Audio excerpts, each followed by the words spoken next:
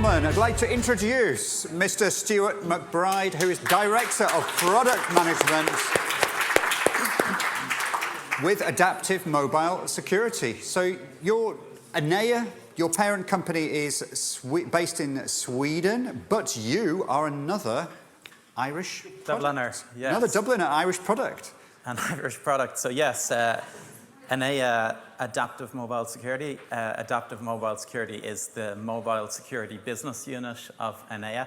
So we have a lot of other companies in the group also doing various mobile solutions, and they're headquartered in Stockholm. But we have, we're founded here 20 years ago in Dublin, and so this is still our home. What is it about Dublin and Ireland? Because there's so many companies active in the SMS and messaging related spaces that have been created here in Dublin. Yeah, there is a bit of history there, and I'm not the most well versed in it. Someone like Pat Flynn, if he's still here, probably is. Yeah. Might have started with Aldascan and there. No one else will give us a job. So. That's it. So each company spun off 2 more companies until we dominated the whole space. So what are we here talking about today? So, well, very impressive agenda we have, I mean, for the 2 days covering every aspect of A2P. So I thought one part of the ecosystem maybe that wasn't being addressed was the recipients of the messages themselves. So there's no ecosystem without the recipients too. And I thought it might be interesting to have a look at the controls that they have available to them. Fantastic, because I always talk about that in the working groups, that we always talk about what should mobile operators should be doing, what should enterprises be doing to protect their customers, but surely don't the end users have a responsibility as well? So Stuart, take it away. Thank you very much. Thank you. So I won't introduce myself again, I'll just go ahead. So yeah, these recipients are part of the ecosystem too. We're obviously talking a lot about aggregators and CPaaS providers and MNOs and all the controls they can and are putting in place to handle both spam and do whatever they need with A2P messages. But maybe it'll be interesting to just have a look at it from the recipient's point of view as well. So we'll ask 3 questions, not promising to answer any of them, but we'll ask them anyway. So first, what's available today for the recipients, who is using it or who can use it, and doesn't matter, who cares if you like. I promise that's the last bit of PowerPoint animation that will happen here. So, why does it matter first? Well, a commonly cited statistic is the 98% open rate for SMS, and that's why SMS is such a brilliant channel to reach people. We've also heard already this morning that the 100% delivery or accessibility, or sorry, whatever the word was, 100% of people can receive SMS. But not everybody receives it in the same way. So on the left we have, well, that's the first interface I ever used for SMS, and notably, until you click the read button there, you don't even know who sent you this message. So it's a completely different interface in terms of measuring open rate. And when you opened it, it was from one of your friends who also uses SMS, or it was from your carrier telling you have a voicemail. There really wasn't anyone else who you were going to get an SMS from. There wasn't really much risk in opening it. However, we're in a different era now, and smartphone vendors, they want their user to have a smartphone experience. And so we're looking at something more like what we see on the right here, which is more analogous to interacting with email. So given the email analogy, is there any other analogy we can make? So I don't know how many people here use Gmail, but 10 years ago, next month actually, May 2013, Gmail added in the auto-categorization of messages. So if you don't use Gmail, it's just tabs across your inbox where it says inbox or default or something, and then promotions, and then social, where the messages from the social networks go. And Google automatically sorts the messages, and they're pretty good at it. they've got a lot of information in an email, a lot of metadata, so it works quite well. And then, of course, the old spam folder is still there, but that's completely separate. It's not a tab. So the question is, in these 10 years, has it made a difference to email marketing in terms of whether people open the message and read it or not? And not surprisingly, opinion varies. ActiveCampaign, part of our ecosystem in the US, they also sell email messaging services, and they're saying that it's hype and that it actually hides the messages, and the truth is that they're not really committing. They're saying it changes it by 1 or 2%, but even then it doesn't really happen. And they're saying that people who do open messages in their promotions tab are more likely to act on it. So they're actually saying there's a bit of an advantage to contrary opinion from Smart Insights, who sell marketing services. They actually put the read rate right down at 19.2% for the promotions tab. Now, as a long-time Gmail user, I think I was considered a beta user of Gmail or something, thanks to contacting Google. But my experience is that I do not open the messages in the promotions tab, but I do look at them, because you can open the tab and you see who they're from, and you even see the first line. So it depends on what we're call opening it. You know which ones you want to open, and then yes, the ones I spot that I really do want to hear from that company, I'm definitely going to read it. So there is a little bit of a trade-off. So maybe enough about email, and let's talk about smartphones again. Now this slide obviously is simple and controversial. It's an assumption just for the rest of this presentation, and like all good assumptions, it's probably not strictly true. But for the purposes of some senders, all of their customers are essentially smartphone users, depending on the geography, depending on the customer. There's going to be some utilities that maybe are Android specific, and 100% of your recipients are actually Android users, and conversely, there's probably some services where 100% of the recipients are Apple users. So we'll just assume from now on we're just talking about smartphones. So smartphones generally means Apple or Android. Now, the thing about Apple, love them or loathe them, they're all about the user experience and making sure it's polished, making sure it's consistent. Apple consider the iPhone users to be their users, and they do tend to see other companies as partners, but sometimes a necessary evil. They like to own the relationship with their users, obviously, and then sometimes something which is popular on Apple, they get into the market themselves and they can almost take it over. For example, maybe AirTags and Tiles and so on. However, they do have this obsessive need to be in control of the user experience. The way they see it is they're protecting the user. So although they do interact with other companies, the interfaces are tightly controlled, and they're controlled by Apple. So the classic example being the App Store.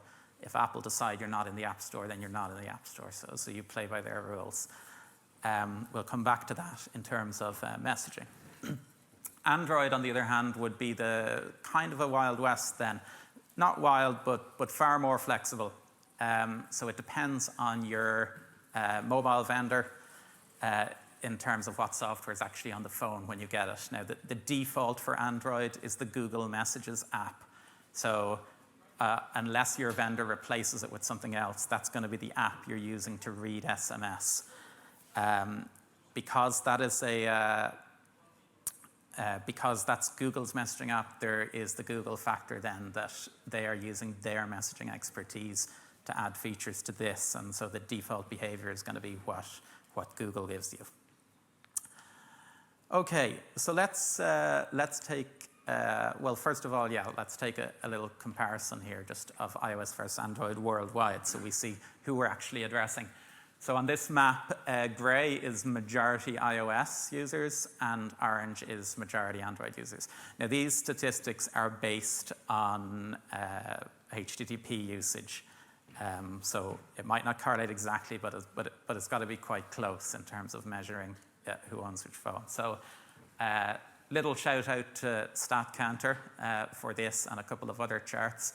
StatCounter is also a company founded in Ireland about 24 years ago by a 16-year-old, and he still runs it today.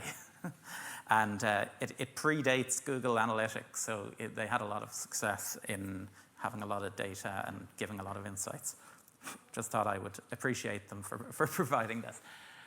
So anyway, iOS, the biggest majority in the world for iOS is in Norway, where it's about 65 to 35 above Android. Then Canada is, I think, the only other one above 60%. They have a slight majority in the US, in Australia, in the UK. Ireland is notably orange. Sweden and Iceland are in there as well for iOS, and Japan. So there is a little bit of a GDP correlation, but it's not consistent. There's other factors as well. So let's look a little deeper dive into iOS first. So iOS being the operating system on your iPhone, there's a major release once a year. So we're on 16 now, so iOS 11 is 5 years ago. So the first thing they offered, and everybody with an iPhone should have this regardless of network, is you have the ability to filter unknown senders into their own folder. You might not have it switched on, but it's there in your settings. It's available. An unknown sender here, by the way, just means any originating address that is not in your contacts, which is Apple's key way to decide if you know someone or not. 3 years later, iOS 14, they added more to this functionality, that they added the ability to have a promotion and a notifications folder. That doesn't mean you have it, but it means your phone has the ability to support that. And then in iOS 16, which is the one that came out just this past September, I think, they added more subcategories to promotions and notifications, more granular. And then the major step up then was also the ability to report spam messages to your carrier. Now, it's not Apple themselves doing this filtering and this classification. They are offering an interface to do so. So that is done via another app you will install called an app extension. It's an extension to the Messages app, and when you install it, it will appear in your settings. You could install many of them, and then you select, this is the one I want to be using today. You can only be using one of them at any one time. So the two extensions are the Message Filter app. That's the one that decides which folder your message is going into, and the Unwanted Communication Reporting app extension, which is the one that reports spam to the network. And so just a little screenshot to show what that would look like. That screenshot is from Verizon, as you can see in the text. So if you click on a message or hold your finger down and say report as junk, this is the pop-up you will get. It will say delete it or delete and report junk, and then it will send the message to Apple and to the network for whatever use they then decide to put it to, because you obviously can't just rely on what the subscriber has said. In terms of who has which version of iOS, you can see, so this is just based on the first 3 months of this year, and over 70% of people are already on iOS 16.0 or above, and the rest are pretty close behind. So this is a characteristic of the iPhone ecosystem as well, that the updates all come directly from Apple, so people tend to install them immediately, either automatically or they download it as soon as it's available, because people, they have this trust in Apple. It's a single source of updates, and the latest version after the little beta testing version first is usually the best one to have. So here's a little bit more detail on how it works, and this comes straight from Apple's documentation, by the way. So again, recognizing the sender is everything. If the sending address is in your contacts, then that message isn't going to be filtered. It's going to be in your default inbox. If it is an unknown sender, so the green box in the middle here is the Apple Messages app. So unknown sender, and you have configured a message filter extension, it sends a query out to that. Now, it can either send a decision response right away back to the Messages app and it will act on it. And that decision is what folder to put this message in. The other thing it can do, though, because probably many of us here would agree message filtering is extremely complex and it's not easy to put the amount of logic in an app that you would need to have effective functionality, although there are such things available. So the other thing it can do is it can defer the request to a server and it can get the Messages app to call out to an external service, which will then send a response, which will then go back to the extension, and then it will go back to the Messages app. Now, why does it go through the Messages app? Well, this is, again, Apple's approach to security. They do not want an extension of the Messages app written by someone else to suddenly have access to the user's messages. They don't allow that. So the app can only make a referral, and then it is the actual request goes from the Messages app so that Apple has control of that interface, and there's no privacy question then. The server, one would assume, it will return the same kind of response, just how do I filter this message, and it will go via the app extension back to the Messages app, and you end up with the message in the folder you want. So these are the categories that you can use. So from iOS 14, it was just promotion or transaction. And in iOS 16, they decided to make this, again, the possibility, much more granular. And so they added all these kind of industry types to the promotion one. They didn't add much to transactions. They seem to call everything an offer or a coupon, or then there's others for both of them. Now, your app doesn't have to support all these. So when you first enable the app, the Messages app will make a request, say, to the app extension saying, what categories do you support? It will return the ones it does, and then the Messages app will create folders just for those. But this is fixed by Apple. They're in control of this, and these are the categories you're allowed to use. Now, let's compare it to Android. So Android, Google added auto-categorization to Google Messages generally since March 2022. It was actually available first in India because this has always been seen as a bigger issue in India. But it's been generally available for everyone since March 2022. And like I said, Google Messages is the default app on your phone. I did say notably not Samsung, because most people who are in the price band maybe of iPhone are probably looking at Samsung models, and Samsung use their own Messages app.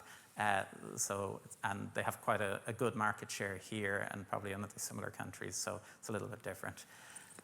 The 4 categories that Google use are personal, transactions, OTPs, and offers. So it's a little bit different. Offers was actually a subcategory of transactions on Apple, but here I assume it means promotions. Personal would be your default inbox. And one-time passwords, which was obviously covered a lot, Google have given them a folder all of their own. Apple didn't mention them at all. But Google gives them a folder to themselves. The categorization is done by Google in the Messages app. They're not offering an interface to other developers. And they also have just a little checkbox where you can say, delete the one-time passwords after 24 hours. I don't know if they consider that really a security thing. It's 24 hours later, it's probably expired, and they just use it as a way to automatically clean up your inbox. For consistency, here's the distribution of Android versions in the wild today. And again, since Android 10, they've released one version a year, September, Q3 every year. So 10 is 2019, and then 11 was 2020. And so you can see the most commonly used Android version at the moment is actually the one from 2021. Now, this isn't just the difference in behavior of Android users versus iPhone. That's a factor, but actually the other factor is that the updates usually come from the vendor, and they put their own finish on the OS, and they're probably a bit behind Android when it comes to their release schedule. So it just means there's a whole lot more different versions out there, and obviously that affects app developers and so on more than it does people concerned with SMS.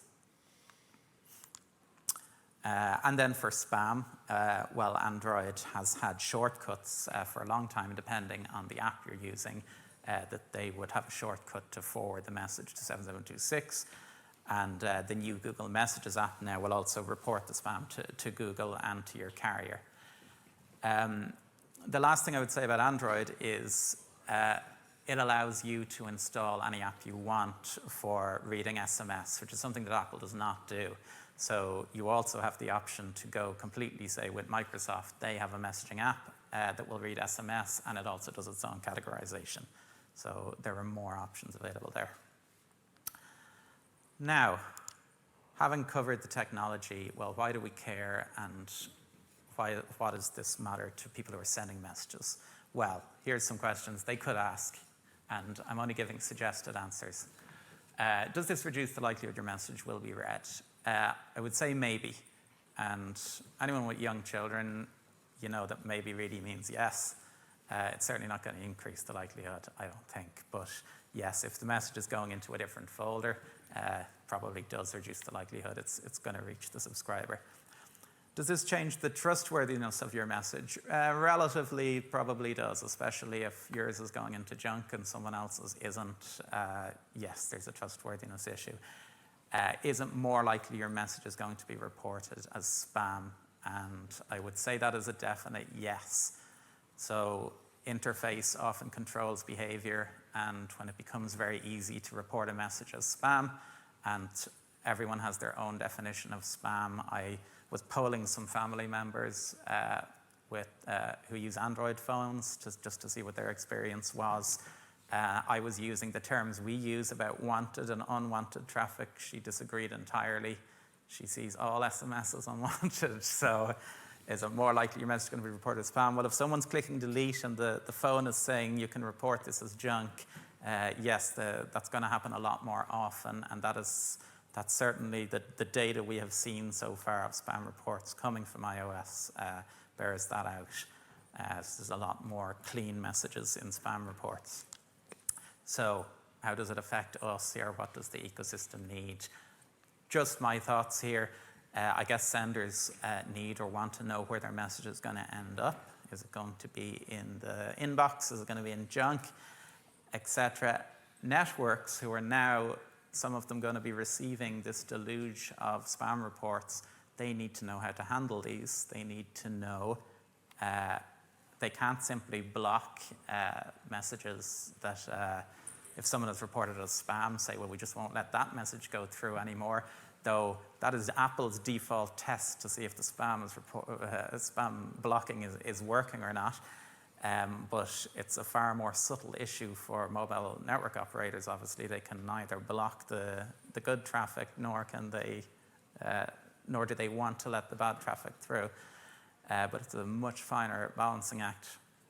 And the apps, the people who are going to provide these message filtering apps, well, they need the infrastructure of trusted intelligence that we have been building up in the industry for years in order to apply that to their filtering decisions. So the person developing the app by no means needs to be the one who is calling out to these external services to get the threat intelligence they need to make decisions on messages. So those were my thoughts on that. I won't dwell on Enea's portfolio at the moment, but just to say again, we're very glad to have everyone here in our hometown. We have a stand outside, and we're looking forward to speaking to as many people as possible. We have a few experts here from Adaptive Mobile today and tomorrow. So please discuss anything you'd like with us. Fantastic. Stuart, you bring up some very, very interesting points. That's when you ask a regular person who isn't from the industry, what is spam, what is unwanted, unsolicited messaging, all the various words and terminology we have and we use in industry. From speaking to a lot of members as well, and from my experience in the working groups, when people actually ask a regular subscriber, how many A to P SMS, how many business to consumer text messages do you receive every month?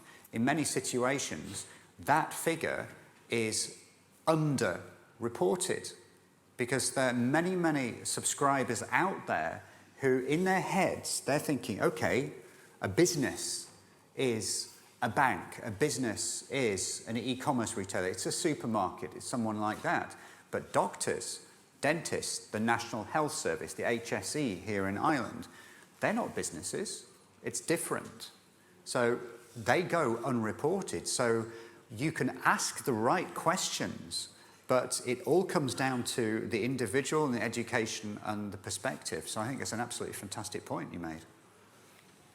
It's the first thing. And my second takeaway as well is, so that's the actual definition side of things. And the second takeaway is the actual reporting. Who would, how many people, actually let's have it here, raise hands. You receive an SMS, it's spam. How many of you would or have actually gone through, even if you had a really easy mechanism like 7726, which spells out spam, how many of you would actually go through and report that or just simply delete it? So who would report it here?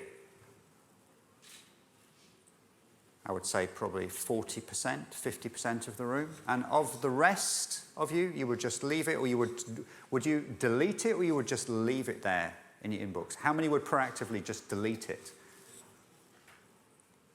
Similar amount. It's very telling, and we're from the industry here. So even if you've got a means of reporting it, it takes time, and at the end of the day, it's time that is the person's most valuable thing to them. So, yeah, I think as an industry, we need to provide, clearly, people with mechanisms to report the spam, but whether they will or will not be used is a different story. So it's an interesting one, looking at it from the subscriber angle. So, and then, of course, the danger for us is people who over-report because the assumption they will make about what's going to happen when I report this message. They're certainly going to assume I will never get this again. But if, so I get a message every week, which I actually quite like, but I'll use it as an example, telling me which bin to put out, the recycling or the compost or something each week. If I reported that as spam, it's just going to keep coming because it's not spam. No one's going to block it. They're not going to block the sender. But if, see, Apple are kind of getting interested in this, and they're going to say, but our user said they don't want that, so you're not looking after our users. So we are going to have to deal with these kind of different But surely people have got a personal responsibility, because in most countries you have that opt-out message, which Vladimir on 2 panels ago actually was talking about. Yeah. You have that opt-out message, and surely it's up to people to use that opt-out message, whether it's email or SMS. So it's on them, surely, to do that. I don't have the personal phone on me, but I think I often get ones with no opt-out. I have to admit, it's the same with me. Yeah. Can I just ask everyone out here the rules and regulations around the world from where you're delivering messages into? Where you have the opt-out, it has to appear every single message that is sent, even if it's a one-time password or anything. Is that the rule or not? We've got Valeria at the back from Calera. Hi. In Italy, it's opt-out for every marketing message, not for transactional. So it's just marketing. But the business must be able to demonstrate that there is a business relationship with the customer they're messaging. Okay. For transactional. Vladimir. Yeah, I can say that looking at the global perspective, there is few countries where you actually have it like you have opt-out to be present in every message. I think there's really few markets where it is present. And the reality is that opt-in and opt-out, sometimes consumers, they do not realize that they are already given their consent by different methods. For example, when you are getting into some, I don't know, program by a brand, like, I don't know, buying some clothes or whatever. Registering for a Meth Connects business messaging event. Yeah. Exactly. So often consumers, they do not realize that they're given their consent to receive the messages, and it's not only opt-in and opt-out, it could be through a different method. And like in Eastern Europe, for example, right now we see a lot of cases where subscribers, consumers will be complaining for receiving some messages, and these cases might even go to the court because it's like illegal, right, to receive the message if a brand has sent the message that consumer doesn't expect, that he didn't give consent to. But then in the court, it occurs that the consumer actually did give the consent to send this message, but through a different method. And he doesn't remember it, or he didn't realize it. That's the issue. It's a minefield, this area of consent. And we have many sessions coming up in the event talking about verification, authentication. We've got some global authorities on it coming up later in the show as well. Any questions or comments? Anyone at all? We have one. Introduce yourself, that would be great, thank you. Sure. Hello, very interesting. I'm Nick Applegarth. I'm from 3 Group Solutions, so the same group as 3 Ireland, 3 UK, etc. I just wondered whether there was any generational information. So I'm a bit of a dinosaur. I will never, I think, consent to receive business messages on WhatsApp because that's for my friends and family and groups like that. I'm quite happy them staying in the SMS part of my iPhone. I don't even know the full capabilities of my iPhone for filtering and stuff like that. But I just wondered whether you had any thoughts on that side of stuff as well, which is, you know, we will choose the particular channel that we want to go for, and that might also add complications, I guess, to the brands and the operators. But for me, it makes it a bit more straightforward. Interesting question. I don't have data, but I have a feeling about it. I think in general, as the boundaries between business messages and personal messages, and indeed business and personal life and so on, I think, yes, younger generations don't see as strict boundaries as we used to see in the past. And so, I guess there is a generational difference there. And sometimes it happens almost without you meaning it too. It just becomes convenient. I mean, if I think of an older generation, my mother, her mobile phone, including voice calls and so on, she says it's purely for personal reasons, and she held fast to that for a very long time. But eventually she had to hand over the mobile number for something. Maybe it was the national car test, the MOT that we do here, or something. Like, just because mobiles are assumed. Now, I guess WhatsApp is not something you can assume anymore, though there's many kind of clubs and so on that will assume it. They say we have a WhatsApp group. There's parents groups, school groups and so on where they will assume it. So yeah, I guess I would have said WhatsApp is only for my friends, and now I find I'm getting messages from a school on it or something. And I remember the same with Skype. I was like, this is purely to talk to my family, and then I let the ID leak, and the next thing customers had it and so on. So it's hard to keep that boundary. Well, ultimately, we're going to conversational commerce, and that's the whole idea. Yeah. And this is what this whole industry is about, and practically all of you in this room are about driving that move from the channels that we all know and love for personal communication, P2P usage, into the everyday world for A2P usage. What I can just add is we don't have stats within MEF, but I do know the first international client of Facebook, basically, WhatsApp, was KLM, the airline. And I remember doing some work for a mobile operator in Sweden, and I was traveling with KLM, and I first saw that option to be communicated with via WhatsApp. And I did choose that from a novelty perspective. I was given the choice. So I think ultimately, if you give the subscriber the choice, they will choose the channel they want. But how many businesses actually give the subscriber the choice? So I think that's something to changing. Anyway, that's it. Stuart, thank you very much indeed. Very really much, James. insightful session.